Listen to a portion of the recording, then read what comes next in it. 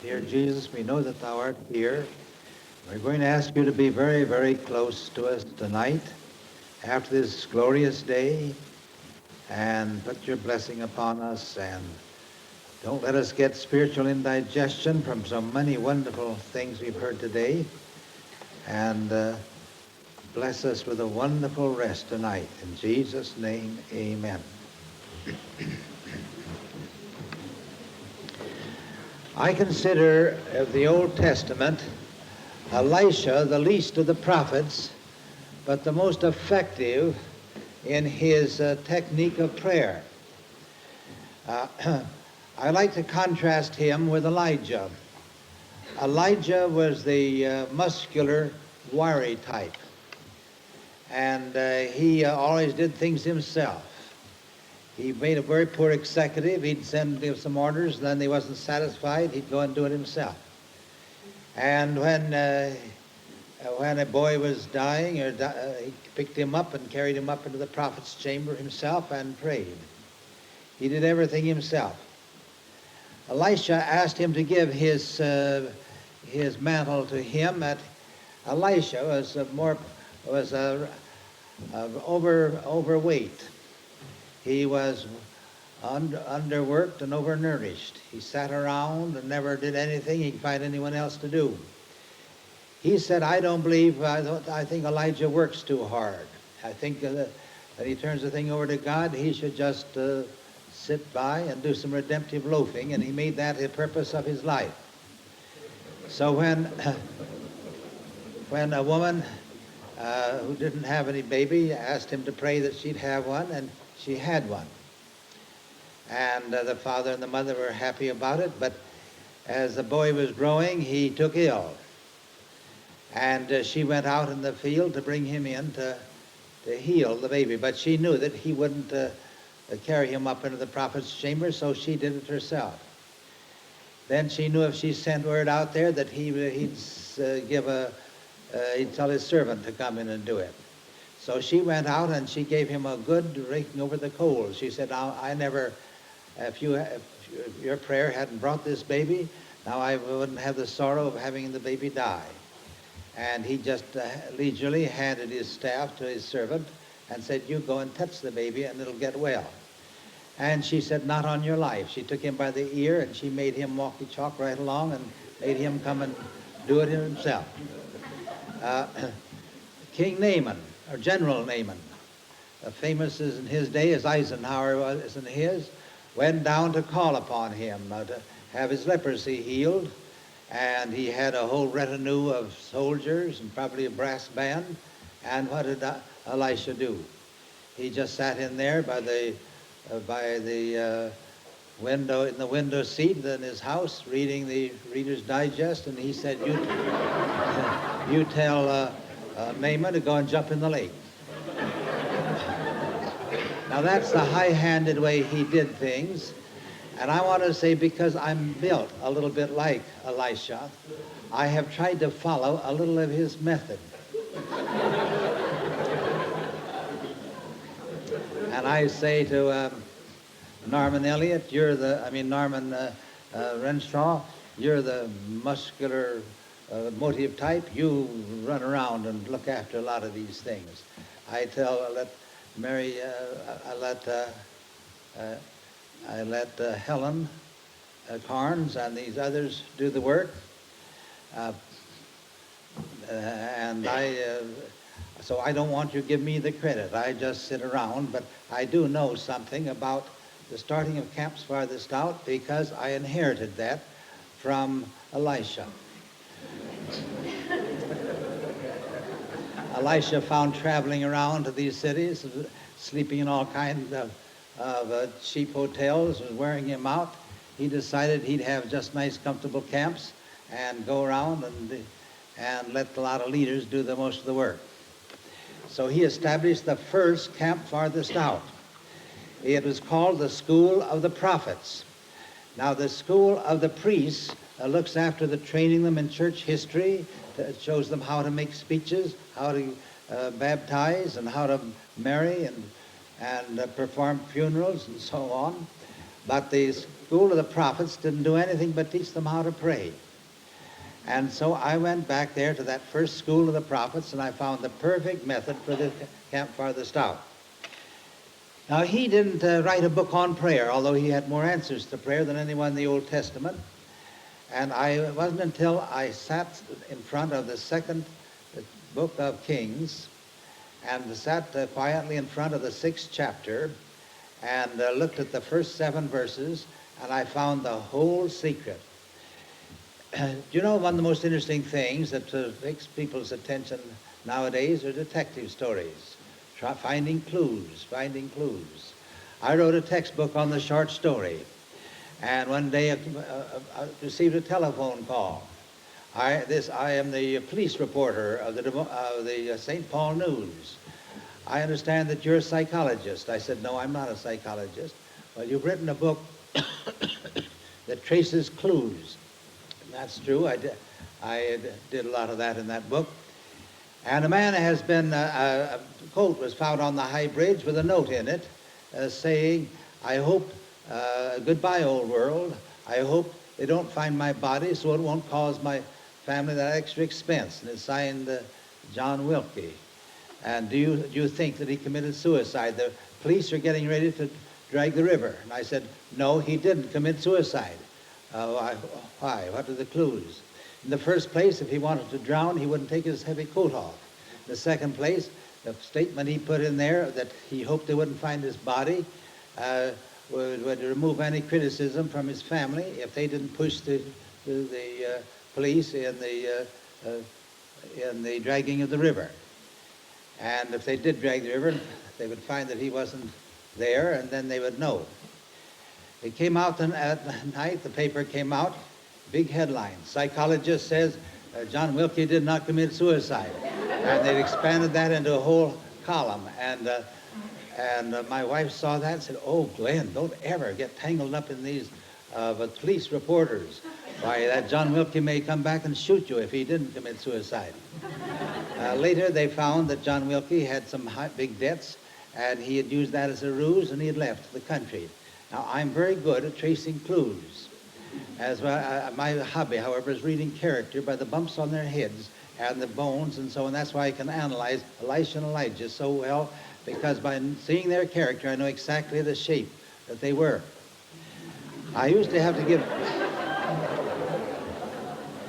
Regarding to bumps, when I was called on to give a talk and analyze folks' heads, I'd always begin by saying I can tell the character of every Irishman's wife by the bumps on his head.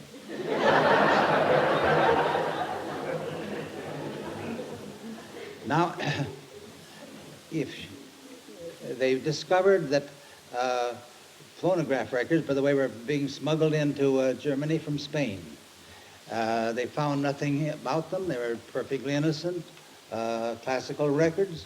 The French War Office about quitting trying to intercept them until one of the detectives happened to let the phonograph run down, and as it slowed very much, he heard a click,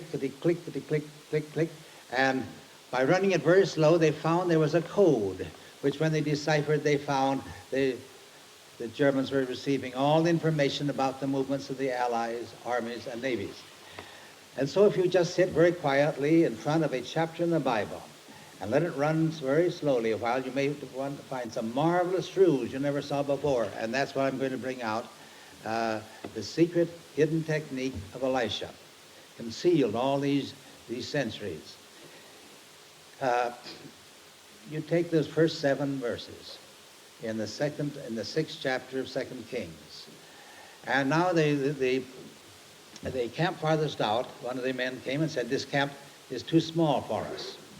It's the experience we had. We had a camp at Carlisle down here, and then a young man came and said, this place is too small for us. Let's go down here by Lake Kanuga, and we'll all cut down a tree and build a bigger place. Well, that isn't exactly what we said, but what we did. But that's what the young man said. Let us all go down to Jordan, we'll all cut down a tree, and we'll build a bigger camp farthest out. And Elisha sat down on a stump and said, go ye, go ye. Then the young man said, won't you go with us? And to the young man's surprise, my surprise, and I think Elisha's surprise, he said, I will go. A young man was chopping away, and all of a sudden he exclaimed, he lost his axe head, flew into the water. And he said, alas, it was borrowed. Now, I'm inclined to believe that the trouble with the power of our religious life is that we spend too much time on the axe handles. We go to church, we perhaps tithe, we may do a few perfunctory things, we get baptized, we want to be married in the church and buried in the church and christened in the church, but we don't take hold of the thing that Norman was talking about this afternoon, the sharp edge of the living thing, putting into practice the life and the spirit of Jesus Christ. In other words, the prayer is the thing that we neglect, and living in the presence. Well, now is going to come the technique of prayer in just a few sentences, just 3 verses, 5, 6, and 7. Elisha quietly asked him, well, where did you lose it? Now that's the first question. The psychiatrist asked it. Even Jesus asked it. He said to the father of the young man who was taken with an epileptic fit, he said, when did this first begin? As a child. When he sometimes thrown in the water and sometimes into the fire. Well, then that's where it begins. That solves that problem. Now we're going to look at where it ends, and we'll heal him.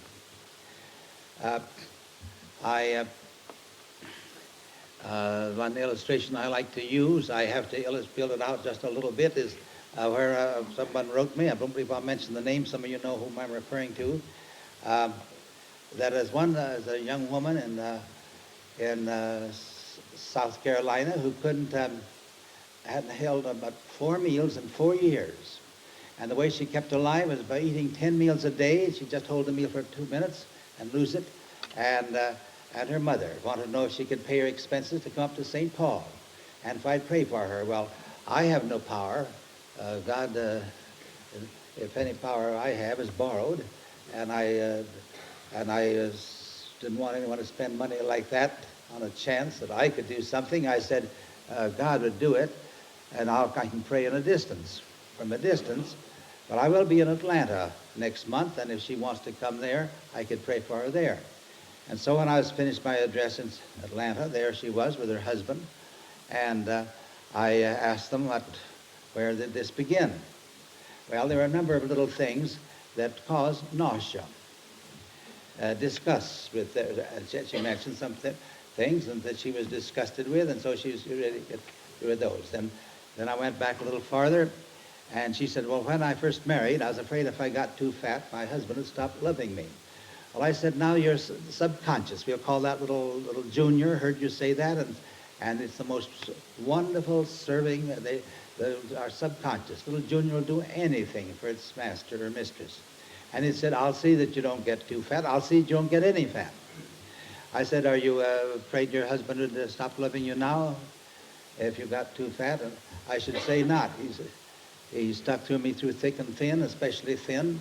And I said, well, now, little Junior, you heard her say that. No, I didn't say that out loud. I said it to myself. I said it silently to Junior. That's often more effective. And you heard that.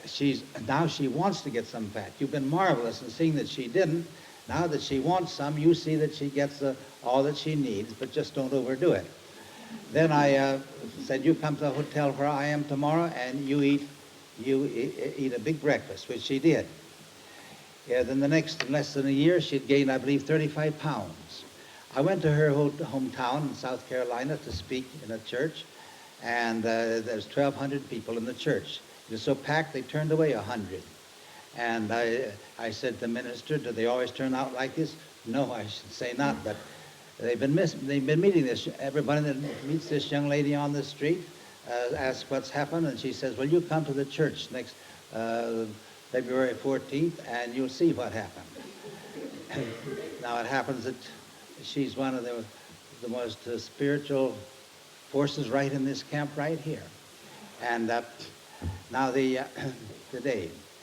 And the most wonderful thing was that there's a trivial little thing. Although she would practically say that my prayer saved her life, nevertheless the wonderful thing is the great spiritual power which her mother, who lives in Dayton, Ohio, is so thrilled about, and has changed even their mother's life, and it's spreading all like that. So I do know that that method of where did you first lose it, that the psychiatrists use, we use here, find where the cause may have started. Then now here's the rest of the technique. He took a stick that his hand could grasp, tossed it in where the axe head had sunk, and it came swimming up. Now that's so hocus pocus. Of course that didn't happen. Why, goodness gracious, that's what a good many authorities say. Why, I just push it aside. I got in a building 19 times as long as this building, made of iron and steel, and it floated and it carried me across to London.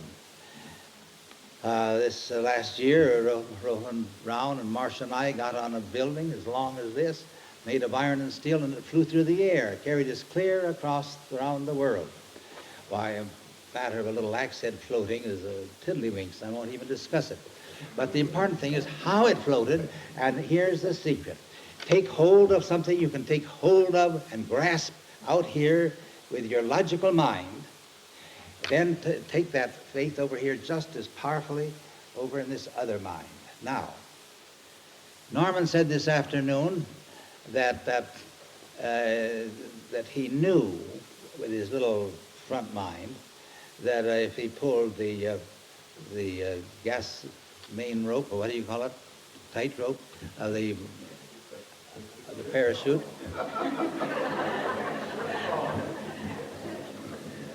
What's the name of that? The rip cord. Pull the rip cord in the right way, it would open. He knew it. But you couldn't, if you'd offer him $1,000 to jump off the 10th story, the top of the Washington Monument, and pull the rip cord, he wouldn't do it. But I know a parachuter, a young friend of mine, that if he just paid his expenses to Washington, he gave him the parachute. He'd do it just for the joy of it, because he's homesick for those old days. Well, what is it that you positively know clear down to the roots of your being? Here's a little pinch of leaven. Jesus said, if you want to help someone, a woman comes and said, there's 3 troublemakers in my church. Well, I'll give you something to take hold of. Did you ever bake bread? I sure did. Well, right, you put a little pinch of leaven in 3 measures of meal, don't you? Yes. And presently the whole loaf is leavened. Yes. And you don't keep opening the oven door and looking in. Why, no, I positively know the leaven will do it. And there are 3 troublemakers in Roland Brown's church. Perhaps I'll let you tell him of some of that experience. And his wife said, now when I bake bread, I can have faith in leaven. Why don't you have as much faith in love as I have in leaven, in yeast? Huh? Love that mean old lady? And she finally induced it. And the result is just changed the church. I wish that he would tell you about that police captain,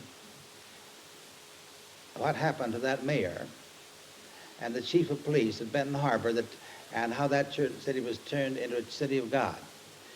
He used that simply. He had the faith and the power of leaven and the power of love just as powerfully, and it simply remade a city. It remade a church. You don't need to just lift the bread. You can lift anything.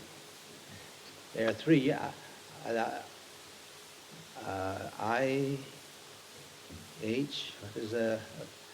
these 3 gals that are the 3 guardian angels of this Camp Farthest Out. There it is. There are 3 measures of love put into this camp with nothing but prayer, and it just leavens. It grows, and wisdom and stature and favor with God and man. Well, now that works. That Roman captain came to him and said, well, let's begin with Jairus. Jairus probably came and said, I want you to heal my daughter. There's, I'm a ruler of the synagogue. And there's one of the verses in the Bible that I have faith in. Because thou hast made the Lord, even the Most High, thy habitation, there shall no evil befall thee, neither shall any plague come nigh thy dwelling. Now, he may have had something like that as a leverage. or Jesus may have quoted it to him. And he said, but the child is dying. But you just hold fast to that, Jesus would say. Take that as you know your scriptures, hold fast to that. And then he lifted the child. And the Roman captain came and said, my bond slave is dying, and I want you to come. I wish you would come and heal that wonderful bond slave. Probably was a Greek taken into slavery, one of those learned Greeks that taught his children. They brought the culture to the Romans. And he's been a marvelous partner with me. And Jesus may have asked him, what leverage can you get out of the scriptures? Well, I unfortunately don't know your scriptures, but the elder of the synagogue said, but he loves them, he believes in them. See the spire of yonder synagogue? He built that synagogue with his own money and gave to us. Well, then you must help him. Then the captain said, would it be all right for me to get hold of a stick, something I can grasp with faith in my business? What is your business? Why, it's war. Can you take something out of war? Well, what is it you would take? Well, I've been in the Roman army all my professional life, and there's one thing every Roman soldier knows, that a command with authority is instantly obeyed or a head goes off. How are you so sure of it? Why? I have men over me. While I have men over me, I also have men under me. And when I say to one go, he goeth. Now I hear it said of you that you speak differently from the scribes and the Pharisees, and that you speak as one having authority. Now I know what authority is. I know it so thoroughly, I don't just believe it, I know it. I know that any command given with authority will be obeyed. Every cell in the body of my bondslave will obey any command you give. And what did he say? He turned and he said to his disciples, I have never seen such faith, no, not in Israel. Peter the rock, John the beloved disciple, doesn't compare. And that servant was healed as he gave the word. He just had to do is to give the word. I stood a few months ago in Rome. I had one opportunity we only had one opportunity to speak there. We were only there the one day. It happened to be the most prominent church, the most prominent minister. If we could win him, he'd open doors by which Roland Brown could just speak all over Italy. And I think that we won him. And I was as fortunate in my address there as St. Paul was on Mars Hill. I made reference to something local with a divine inspiration. I didn't know, but something in me led me to say it. I said, you Romans sitting here, you would be interested to know that the highest compliment Jesus ever paid to mortal man was paid to a Roman captain. And there's a Roman captain sitting right out there. As I went on, he just got tremendously interested. And I told her that. But it was something he could take hold of, slide it over there. A woman came to my home and she said, I have a goiter and a tumor.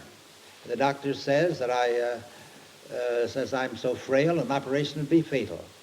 And so the only hope is prayer. Now I tried to get hold of a lever here, something I could take hold of. And Jesus put his in parables, so I tried to put mine in a parable. The kingdom of heaven is likened unto a Mrs. Smith who had a little Ford car and a little Ford garage, and she's perfectly contented until Mrs. Jones next door got a big Cadillac car in a big Cadillac garage. Now, Mrs. Smith didn't need a Cadillac, but she wanted to keep up with the Joneses. So she wanted one, and she wanted one. And if you want a thing hard enough, you'll get it. So after a while, she got it. She stuck it in her garage. It was too big. It stuck out, and where it stuck out, we'll call that a growth. Was there anything that you wanted that was not in your divine plan to have, that has made you feel frustrated? She said, there certainly was. Years ago, when I found I couldn't get it, it made me sick all over to think of it, so I just tried to forget it. Now there's where where the psychiatrists make their millions and their thousands. They'll have you come and try to talk about your past way back to somewhere. You'll unearth something you'd forgotten, something you'd hidden away, tried to forget. You bring it out rather sheepishly. Aha, that's it. And after you tell it, you're cured. It's remarkable. And so she told me what it was. I said, are you willing to relinquish it now? And she said she was, and I threw it out the window. I picked up my little booklet, the Lord's Prayer, and I said, there's a chapter in here on the divine plan for me, for you. You take this book and shake it up every morning and read that divine plan, just as if you were taking medicine. Read that every day for the next 3 weeks. That'll make you contented, perfectly contented with your plan, and then I can pray with tremendous power for anything like growth. And at the end of 3 weeks, she wrote me, the doctor says my goiter and my tumor are vanishing away and I won't need an operation. And that led me to writing a book called How to Find Health Through Prayer, in which I tried to find the emotional causes behind these diseases. One reviewer rather laughed at the idea, but just a few years later, all the magazines came out filled with the new discovery of psychosomatics. And to my amazement, it was discovered by a woman named Helen Flanders Dunbar. And my mind went back 25 years when I was invited by Mrs. John Sherman Hoyt, a millionaire woman she and her husband had been in the 400 from the time there was a 400, they say. Her invitations were like a command. She had invited the 6 leading ministers of New York, the 6 leading doctors, and they came together. She talked over a method of bringing them closer together.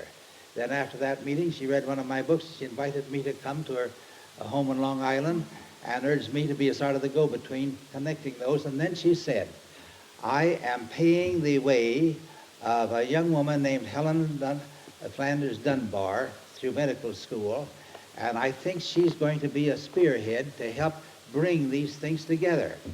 I never dreamed that the time would come when this whole awakening of the medical profession to these emotional causes until they,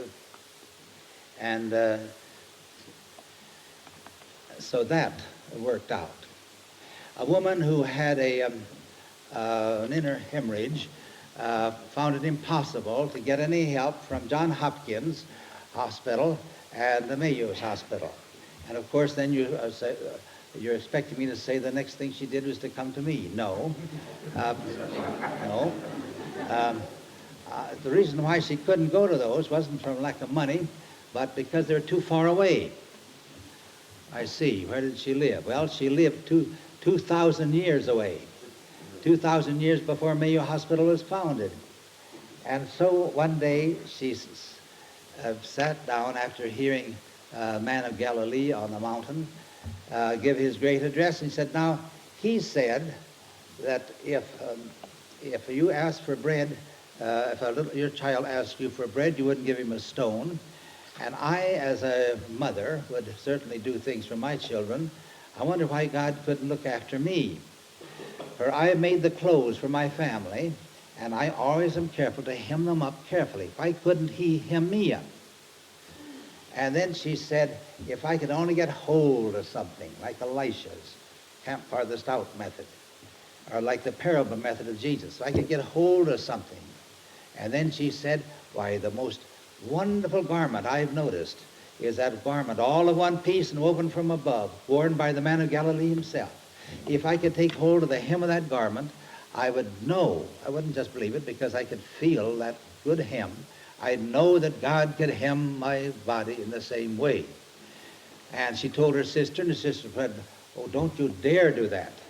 If you grab a man of God by the hem of the garment, they'll say she's the woman of the street. They'll take you out without even a trial. They'll stone you to death. And so that opportunity was lost, and she was never heard of in history. All vanished away, but would have been if it hadn't been for a daring idea of hers. Here's a crowd of folks gathering, and she said, if I get behind that group of women, he's passing so close there, down that narrow lane of people, I believe I could kneel down and reach under their garments and just merely touch the hem, and he wouldn't know it, no one would know it, and I'd be healed. And she did it, and she was healed, and no one knew it but one. She'd never been mentioned in the Bible if one hadn't known it. He said, somebody touched me. Oh, yes, said Peter and Matthew and all the rest.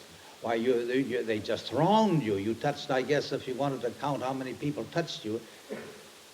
I'm not talking of the things of this earth. Someone touched me with faith in her heart. Someone took hold of the hem of my garment as Elisha took hold of that thing which fitted his faith. Somebody has been helped by me, and I'm going back. He saw her flushed face. He saw her radiance.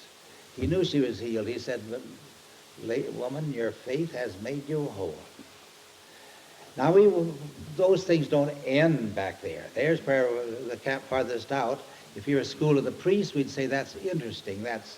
I'll give you an A grade now in your course if you can describe that carefully in the examination. We don't do that. You know, I think this coaching of athletes has helped me.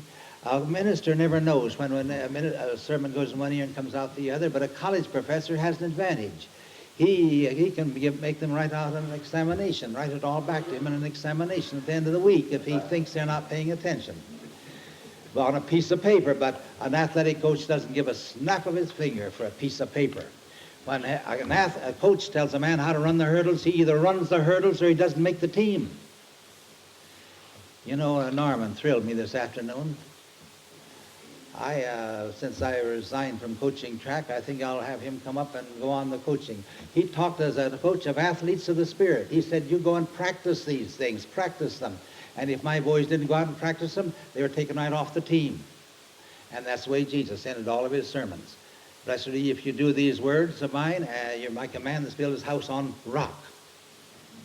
And so we're learning how to practice them. So when a woman came to me in a Texas camp 3 or 4 years ago and said, I've got a flow of blood and I wish you'd pray for me, I said, let's go into the prayer room. Roberta Fletcher, a lady that you have heard of and sometimes you have seen, sort of an invisible person slipping around behind the scenes and helping. She is a spiritual hostess. I asked her to come with me. We went into the prayer room, and there was a picture of Solomon's Christ, the presence. I told the woman of 2,000 years ago, and I asked her to kneel and touch the hem of the garment in that picture. I've seen him paint. I've seen Mr. Solomon. I've talked with him and advised him a little about some of his pictures even.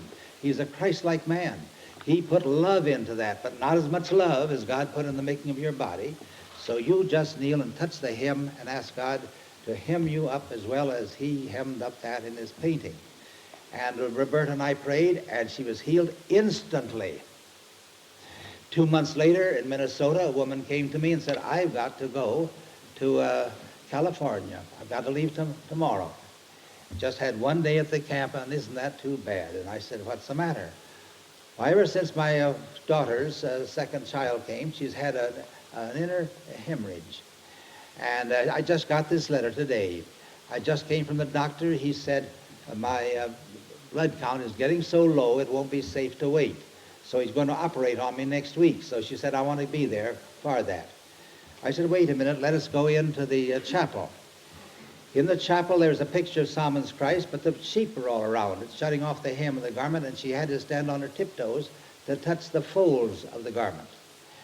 And then I told of the woman of 2,000 years away, and of the one of 2,000 miles away in Texas, and I said, you touch the hem of the garment, and I'm going to pray for your daughter. And when I finished, I said, I think your daughter is healed. I'm going to suggest that instead of buying a ticket, you write up an airmail letter. Your daughter will get it in 2 days. Ask her to reply at once, telling her exactly when the operation's to be, when she wants you to come, and how she's feeling. She wrote the letter. 4 days later, she came in with a reply. I just came from the doctor's. He took an X-ray. He said that all my organs are now perfectly sound, and I won't need an operation. He thinks the hemorrhage stopped 2 days ago, just when we had the prayer. I was giving this talk of the next year, the same talk I'm giving out at Portland, Oregon camp. Right in the middle of just when I finished this, white-haired lady in the back row stood up, and she said, I was the mother in Coronas that prayed with you, and I want you to know that trouble never came back. And I've just received a letter just this morning from my daughter saying that her third child has come and it's a perfectly normal birth and everything's okay. We've had 2 or 3 experiences since that of the same type, until you might say the Camp Farthest Out is a sure cure for anyone that has any condition like that.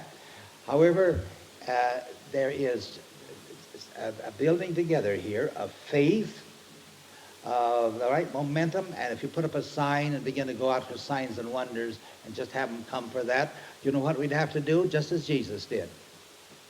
He'd flee away when they just came from that, without that inner training. And if they hadn't had training in the law and the prophets, he had to say like he did to that half-breed woman, half Syrian, half Phoenician, and most of them had half-breed religions, and them say, you just push the button here now and do some magic and cure my daughter. And he said, I'm sorry, but I have to sift folks out. I can't heal folks unless they have had the training. Either if they can't get it in the Camps Farthest Out, they've got to get the training in the law and the prophets here of Israel. Then I know you have a foundation. So I'm not talking about signs and wonders or other things, but I'm just telling you the actual facts of how when you can take hold of a thing with positive faith and apply it over here, wonderful things will happen. And so when I was talking to a group of men of Harvard, University of California men and Leland Stanford men in the Pacific Coast, I could see they were all cynical. They weren't believing anything I was saying. We were having a camp at Asilomar, a great, beautiful camp on the Pacific Coast, and there was another camp over meetings over here of these university men, and they knew I was an athlete. They wanted me to talk to them, and they weren't believing anything I was saying. So finally I told them of how one of my football teams I wanted to be prayed for because they were going to play a great team under the arc lights. The paper said they were going to lose 40-0. I said, if any of you have a grudge against anyone on the team, he's breaking the circuit. I turned on the electric light. I could pray all day and nothing would happen. They have a way of telling you whether you're crazy or not down at Mayo Hospital. They give you a pail to bail out a tub, and if you bail all day without turning off the faucet, they know you're crazy. If I'm called into a home to pray for a sick child, a seriously sick child, and I find the father and mother hate each other, both wish that the other one was dead, I know that those arrows of hate are not hitting the other one. They always hit the tender one in between. You're always a child may be in danger, doing dangerous things, flying jet planes. If the husband and wife at home hate each other, but if they love each other, that's the best protection in the world. And so in the same way, the football team. Well, I found the football team, they said, we're like the Three Musketeers. We're all for one and one for all. I said, all right, I have a prayer. And they went out and played as no team at that college ever played in history. Well, that doesn't make much dent on them. So I said, Red Grange was the greatest halfback in the last 50 years, voted as such. And when he was at Illinois, his team defeated the Big Ten teams by immense scores. Minnesota lost to the Big Ten teams by immense scores. And when for the final game of the season, Illinois came up to play Minnesota, all the papers said Illinois will win 80-0. It isn't worth going to see it. But I went to see the famous Red Grange, and to my amazement and the amazement of the sporting world, Minnesota won 27-7. The next week, one of the Minnesota men came over and said, we applied your method last week, Mr. Clark. The Thursday night before the game, we had a meeting, and we said, we know what's the matter with us. We're divided into 3 rival fraternities. Let's bury the hatchet. And so we buried the hatchet, and then one of the boys said, fellas, there's one thing we haven't tried yet. And they said, what? And he said, prayer. And they said, Shooty, none of us know how to pray. You suggested it. You will have to pray. So Shooty would be through a little stammering prayer that they would do their best. I said to these men, these university men there on the Pacific Coast, you never heard of Shooty. You all heard of Red Grange. Red Grange made 7 points that day, and Shooty, that you never heard of, made 27 points. A young man in the back row leaped to his feet, and he said, I wasn't believing a word you said until now. Mr. Shooty's son is my best pal. Mr. Shooty is a coach of a college on the Pacific Coast, and his team wins first place nearly every year in his league. And he has a finer influence on the boys than the president of the college has. He said, fellas, you better listen to that guy. He knows what he's talking about. I want to say this. My father came to Des Moines as a young lawyer in the 70s. He put his savings into an insurance company, and every manager they had was making a flop of it until they saw they were going to lose everything. And the board of directors came and asked Father if he would come in and try to save the company. Now, he knew law, but he didn't know insurance. But he knew men. And he invited in all the agents from all over the state and said we were going to be one happy family. And they went out and they doubled their business within a year. They made him manager of agents of another company. They doubled their business within a year. He was made president of another company. They doubled their business within a year because he built that harmony. And Jesus stated a law that is so profound that we've been using at these camps and other groups. You may hear of other camps, but they remain the same and all that. But we started at what? Where two or three agree. And we have a council ring that's the most harmonious. That word agree, by the way, comes from the same Greek word the word symphony comes from. You come into our council ring meeting, you just feel you're in an orchestra of harmony. And that's the reason why the power is here. It isn't so much from me or Roland or anyone else. You get harmony at the top. My father did that. Business has succeeded. And Ralph Budd, a young man, studied Father's methods. And when he became president of the Great Northern in St. Paul, he used to have me come down to his office. He'd have me out my wife out to entertain me in their lovely home at White Bear. He said, I'm following your father's method. I built a spirit of harmony here. It's made the Great Northern the most efficient company in the world. And when he retired as president, finally they made him president of Burlington, the Time magazine said that half the railroad presidents of America were trained by Ralph Budd. I want to say, if anyone who says this, the impractical stuff, this idealism business, trying to put the teachings of Jesus into work, why, I want to tell you folks, Jesus was the most practical leader in the world. When we were in Japan, Roland Brown and I were turned over to 2 days meeting of the leading businessmen of the east of Japan. They said, we were told they're mostly Buddhists and you mustn't talk much about Jesus. So I told them the laws of Jesus. He didn't invent the law of love any more than Newton invented the law of gravity, but I was going to talk about the laws that Jesus taught us about. When Roland got up, he's just one of these rash and brash Baptists. He butted right in and talked about Jesus. And when the 2 days were over, do you know what they said? Well, about half of them, I think, were getting ready to be Christians, and they wanted us to come back next year and have a whole week with them, which Roland Brown's going to plan to do if he can. A Camp Farthest Out. They want to learn how to put Jesus into business. Then the leading businessmen on the west of Japan had us for 2 days, and they had the same request. I want to say, there it is. And it may seem impractical. I find so much in the Mother Goose rhymes. Now, Mary had a little lamb that's fleeced as white as snow. Now, lamb means, if it's white, means a spiritual thought. And if you carry a spiritual principle into your school, people are going to laugh at you. Take it into your business, they're going to laugh at you. Carry it on the athletic field, they're going to laugh at you. I had followed her to school one day, which was against the rule, made the teachers laugh and play to see a lamb at school. And I began to put religion into my writing. And I began to talk like I'm talking to you, to my creative writing classes. And the president called me in and he said, the Bible department is saying you're intruding on their territory. They're supposed to teach Bible. And I said, well, this is supposed to be a religious Presbyterian college and McAllister College. If you want to know by their fruits, you shall know them, said Jesus. McAllister is getting more poetry and stories into national college anthologies than any other college in America. I took it out in the athletic field, and they began to say that sissy Glenn Clark, having his boys pray. They don't have any profanity out there. They're a bunch of goody-goodies, until we began to lick all the other teams, and then they began to come and buy my little book on how to power in athletics. And one mother gave it to a 2-mile runner in the rival college. I believe I told you about that the other day, didn't I? No. And every race he was in, he came out last. But when it came to the state meet, he said to the coach and his boys, I've been using for my coach the other coach of the other team. But I've got a little booklet, and he's been teaching me how to pray. And I'm going to tell you fellas, I'm going to win the 2-mile run. And the coach and the men all said, if you do, we'll get Heine haircuts.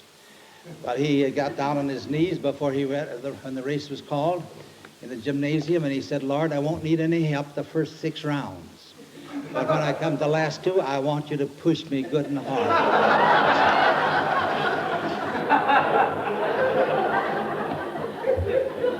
And when the last 2 rounds came, the 2 laps came, he said, Lord, I need some help now. And then he began to pass first my men that used to beat him, and then the great champions of St. Olaf. And he came in 20 yards ahead of everybody, and the only bunch that weren't cheering for him were his own college mates who saw they were all going to wear Heine haircuts.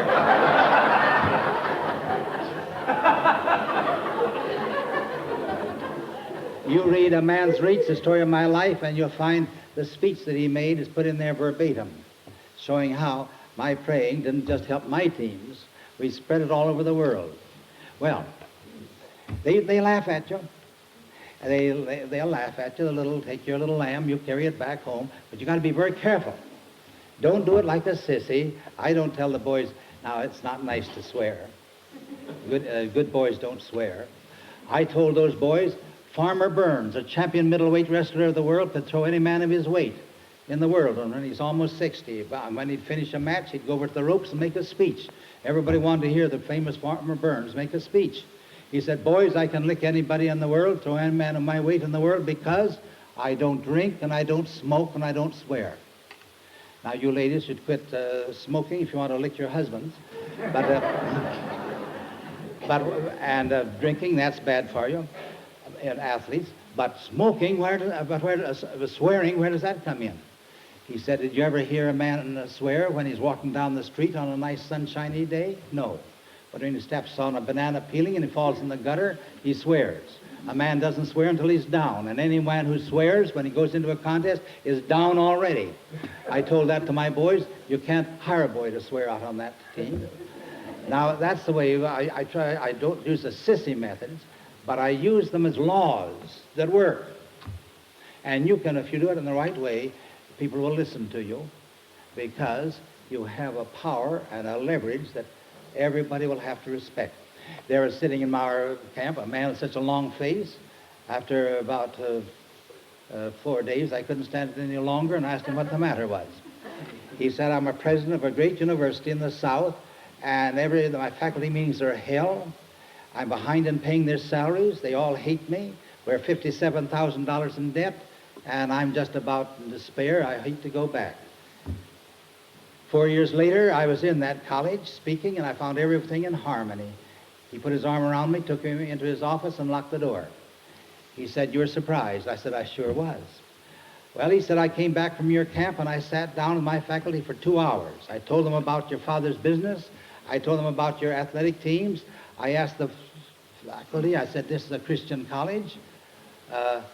Can't you play the game? Will you promise you'll play the game with me and take Jesus' statement where 2 or 3 agree? And let's get harmony. And they said they would. We paid off the debt. We have 4 new buildings, and they're all paid for. I've been offered the presidency of the state university at double the pay, and I've turned it down every time. I am, next year, I'll be president of the largest men's service club in the world, the Lions Club. And he went all over the world as president of the International Lions Club, speaking from Rome, London, and Paris, and from nearly everywhere he went. He proclaimed, I found Jesus Christ in a camp in Minnesota. I've been invited to speak at the Lions Club next Friday down here. I wish I could, but I just got word that Kanuga is to be at Koinonia next Saturday. I'm to be at a meeting of the board of directors on Sunday and Monday, and they want me there for Saturday. Well, I haven't seen Kanuga since the last man I saw when we left Japan, and I can fly there after this camp is over Friday afternoon and get there. But there's the Lions Club. It's a great club. And all I have to do is mention Eugene Briggs, and they'll all of them take their hat off to me. And I'd say, now, That's the way he got it, and that's the way Ralph Budd, the greatest president of the railroads ever knew, got it. Get hold of the right leverage. But don't think this is just going to bring you into wealth and success, because when I was 40 years of age, I didn't even own an automobile, or as they would say in England, a car.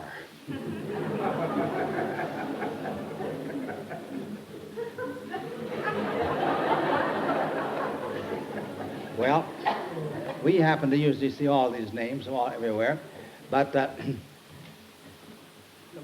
one day, by the way, on Sunday afternoons, we would go out regularly taking a walk.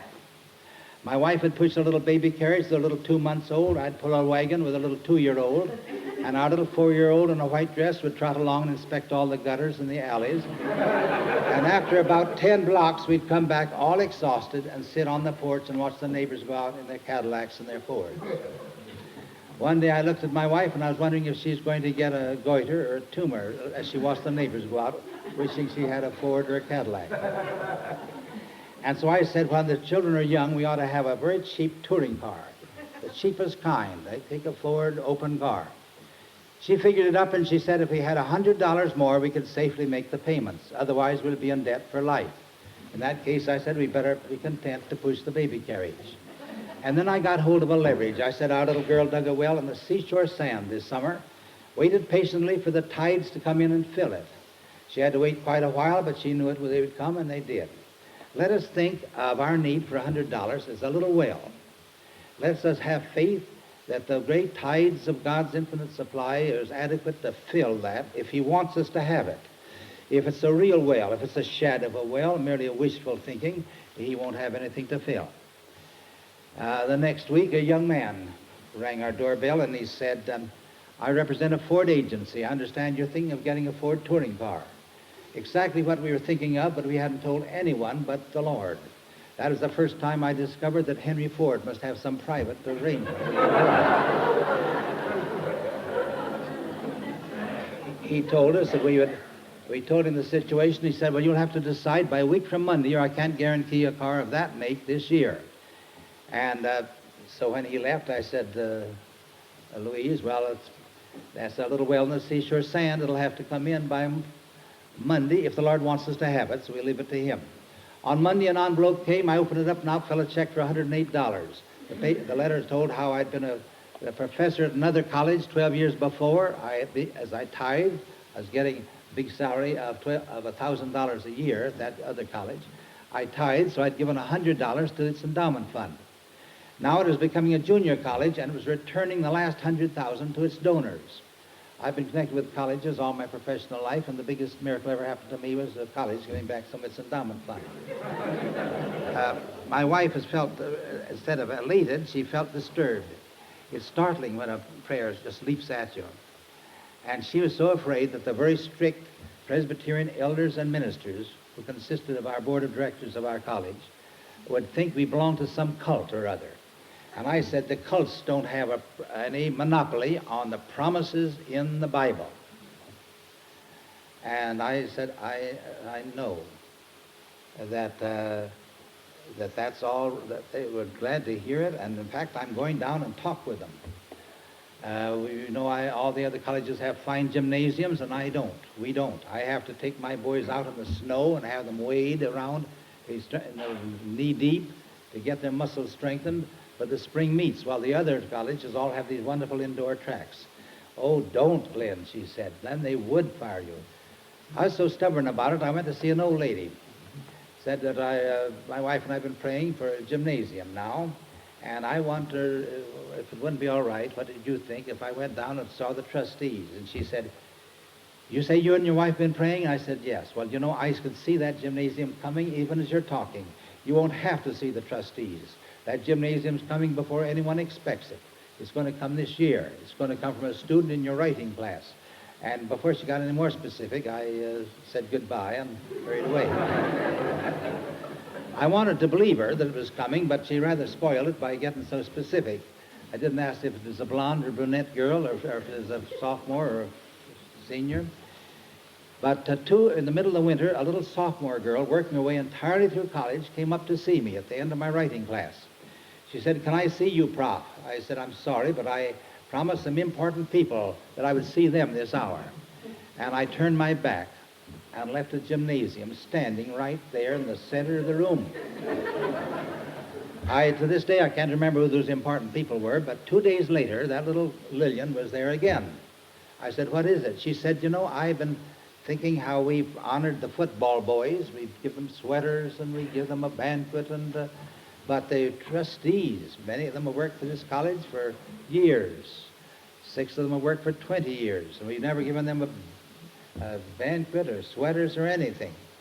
And I said, "That's right." She said, "I thought it'd be nice if the students, not the faculty, but just the students, would give us a party to the trustees." Now, I've never heard of a party ever being given by students to trustees in this country, in England, in Australia. In fact, it's such an unheard of thing. That's the way God works. And as I stood there and stared at her, my knees got weak. I could begin to see a gymnasium floating in. I went back and I sat down in a chair. I said, "That isn't your idea." She said, "What do you mean?" I said, "That's God's idea." "Oh," she said, "I know what you mean. Ordinary an idea comes, I can just brush it aside. But this one wrestles with me every night, just like Jacob's angel, and won't let me go, and I felt I should tell you, and not to tell anyone but you." I said, "Well, God's in this. Sit right down there. Let's pick out 5 representative, brilliant students of the college to present that at this next convocation to the entire student body. And if it goes through, then let's you and me point to another committee on arrangement." "No," she said. "If it goes through, don't tell anyone, none of the students, that I had anything to do with it." Then I knew the gymnasium was coming. When you take a big eraser and erase yourself, like I said, keep yourself out of the picture and just follow your captain, then you know that God's in it. They gave the party. The trustees came together the next week, and they were the happiest men. Why, we've got just like one big family. Wasn't that marvelous? We ought to do something for those boys and girls. But what do they need? Well, they need a gymnasium. Well, gymnasium, depression or no depression, let's give them a gymnasium. And they laid $200,000 on the table. And the finest gymnasium of any college in the Middle West went up. We had the first open winter I ever heard of. They could put a spade in the ground in February. They couldn't have ice palaces that year. And Jimmy Dixon, my star long-distance runner running around that indoor track, fell in love with Lillian. And when they graduated, they became married, and they became missionaries in Formosa. When I was driving Lillian across from Minneapolis to St. Paul to speak in a church, when they'd been driven out of Formosa by the Japanese War, she said, "Remember, Prof, the first spadeful of dirt for that gymnasium, you put some of it in a little glass bottle and gave to me?" I said, "That's right, I'd forgotten that." Well, I've carried that with me to Japan and Formosa, and I always take care of it. I always will keep it. I said, "You take good care of that. That's a symbol of where you made yourself just as simple, as humble as dirt. Let God come in with his cohorts and his helpers." Because after they established that gymnasium, the trustees got interested, and it began to go up and up and up until it's become the greatest college in the Middle West of the Presbyterian colleges. Yes, and when I wrote What Would Jesus Do, a sequel to In His Steps, 50 years after Charles M. Sheldon's famous book, In His Steps, the ministers of Topeka invited me to come there and hold a premiere the week that the camp was coming out, for the whole week. And they would have famous speakers come in, Bishop Raines, Bishop Oxenham, Daniel Poling, and Edgar Guest. And Daniel Poling had flown in from Formosa. He'd just gone over there under the government to make some surveys. And when he took dinner with me, before he was to go and speak that night, he said, "I ran across the most wonderful missionary in the world. Her name is Lillian Dixon. Her husband is president of the Presbyterian Seminary out there." And I let him talk and tell what wonders she did. And when he finished, I told how the gymnasium came. But when he got up to speak that night, a packed audience, 5,000 people, he kept turning to me. I was on a platform sitting between the mayor and the governor of the state. And he'd say, now, Glenn Frank, he said, you must be sure and tell them about that wonderful missionary. Every few minutes he'd stop and he'd say, oh, Glenn Frank, you be sure and tell her. Well, he got my name wrong, but he got her name right.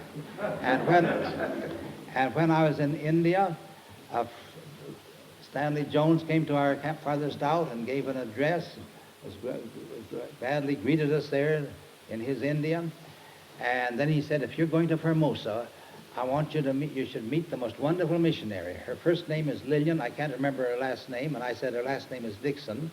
And Roland Brown said, well, that's one of the students of Glenn Clark. They were on a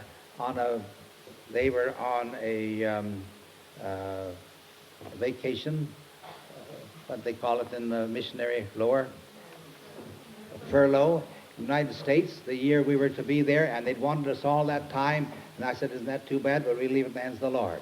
But she was called back a week earlier, and when we arrived and got off the plane, there she was right at the foot of the plane. You have to have a special grace of some kind. Only the Queen of England have privileges where to walk right out. And we found that she just arranged meetings with the ministers and all the theological seminaries. We went out and addressed the leper colonies, whereas she was the guardian angel. They were committing suicide. She brought them Jesus, and if you saw the pictures or see the pictures of our trip, you'll see the most beautiful group of a choir of those girls doomed to die of leprosy, but they sang for us, and they all are smiling and happy in that picture. Oh, she just saved the lepers.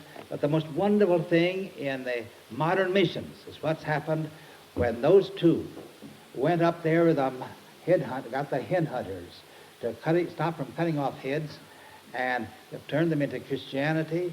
And when the Korean War was ended, the missionaries had time to go up and take a look. And they found that the greatest movement in modern missions was going all through the mountains.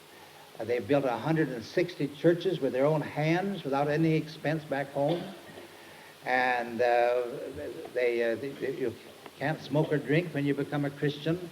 And you can't even join the church until you save a soul. In the past, you couldn't be in polite society until you brought home a head. Now it saves a soul. Well, I must bring this to a close, but the point is, where can you get hold of a thing that will fit? And in your prayer groups now, you can go debate into that a little bit. Here's a problem. How can we fit behind there? See if there's harmony in your business. No, there's a great discord. Well, there's where the thing begins. Straighten that out, and then start something else. And so we asked Stalin and Churchill and Roosevelt, thousands of us did, to agree on their war aims when Roosevelt went into the war. And you know what they said? We're too busy winning the war. After we've won the war, we'll decide on our war aims, and the result is we never won the war. Supposing that football team had said, well, we'll get harmony and bury the hatchet and get harmony after we won the game. We're too busy to winning the game. They'd never won the game. They'd have lost 80-0. And we didn't win the war. We defeated the enemy, but who pays the reparations? Why, the loser does. Who's paying billions and billions to our very nations we've defeated? Germany and Japan. Why, the United States, we're just pouring billions in. If we had not gone into that war until Stalin agreed with us about the war aims, we would have saved all this after thing and never start any important thing unless you can follow these. Don't go in any partnership. Don't even, if I find a camp where they're discarding the council ring and they're all fighting each other and they say, what do we do? We'd find hardly any. I said, well, just cancel it for this year. Fortunately, we haven't had to face that sort of a thing. But I'm talking going back to the roots. And so the priest said, I mean you no harm, and came on. You take another step and I'll shoot the daylight through you. I mean you no harm, and the priest came on. Starr Daily's never killed any man, but he's never flaunted a awful thing. I believe I'll close with this. Starr Daily was in a house one day, kneeling in front of a safe with all his tools around him, and he heard a footstep on the stairs, and he turned a flashlight and drew a gun, and he saw a priest descending the stairs. He said, "You take another step at your peril."